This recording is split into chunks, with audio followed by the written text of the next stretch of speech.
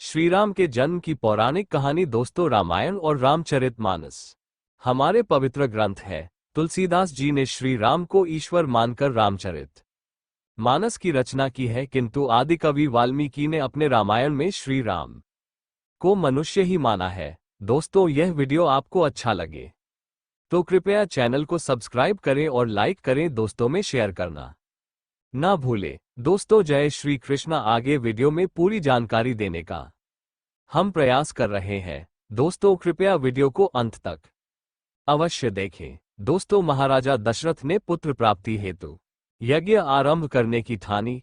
महाराज की आज्ञानुसार श्यामकर्ण घोड़ा चतुरंगिनी सेना के साथ छुड़वा दिया गया।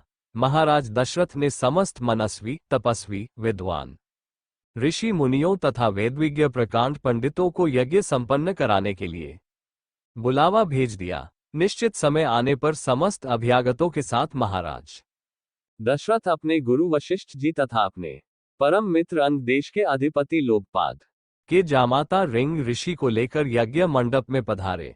इस प्रकार महान यज्ञ का विधिवत शुभारंभ किया गया। संपूर्ण वातावरण वेदों की ऋचाओं के उच्च स्वर में पाठ से गूंजने तथा समिधा की सुगंध से महकने लगा। समस्त पंडितों, ब्राह्मणों, ऋषियों आदि को यथोचित धन धान्य, गौ आदि भेंट करके सादर विदा करने के साथ यज्ञ की समाप्ति हुई।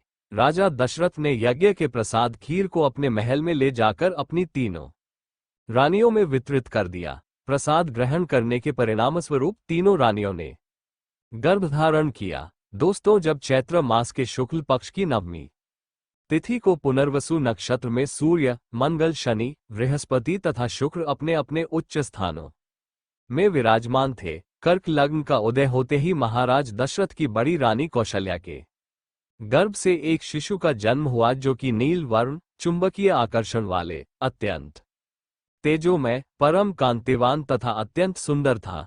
उस शिशु को देखने वाले देखते रह जाते थे। इसके पश्चात शुभ नक्षत्रों और शुभ घड़ी में महारानी कैकेयी के एक तथा तीसरी रानी सुमित्रा के 2 तेजस्वी पुत्रों का जन्म हुआ। दोस्तों, संपूर्ण राज्य में आनंद मनाया जाने लगा। महाराज के 4 पुत्रों के जन्म के उल्लास में गंधर्व गान करने लगे और अप्सराएं नृत्य करने लगीं।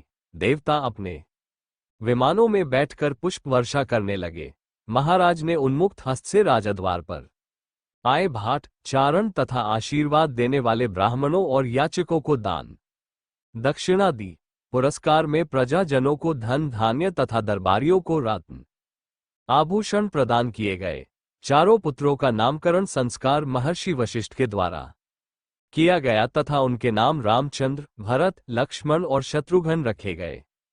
दोस्तों, आयु बढ़ने के साथ ही साथ रामचंद्र गुणों में भी अपने भाइयों से आगे बढ़ने तथा प्रजा में अत्यंत लोकप्रिय होने लगे। उनमें अत्यंत विलक्षण प्रतिभा थी, जिसके परिणाम स्वरूप अल्पकाल में ही वे समस्त विषयों में पारंगत हो गए। उन्हें सभी प्रकार के अस्त्र शस्त्रों को चलाने तथा हाथी, घोड़े एवं सभी प्रकार के वाहनों की सवारी में उन्हें असाधारण निपुणता प्राप्त हो गई। वे निरंतर माता पिता और गुरुजनों की सेवा में लगे रहते थे। दोस्तों, उनका अनुसरण शेष 3 भाई भी करते थे। गुरुजनों के प्रति जितनी श्रद्धा भक्ति इन चारों भाइयों में थी, उतना ही उनमें परस्पर प्रेम और सौहार्द भी था। महाराज दशरथ का हृदय अपने चारों पुत्रों को देखकर गर्व और आनंद से भर उठता था।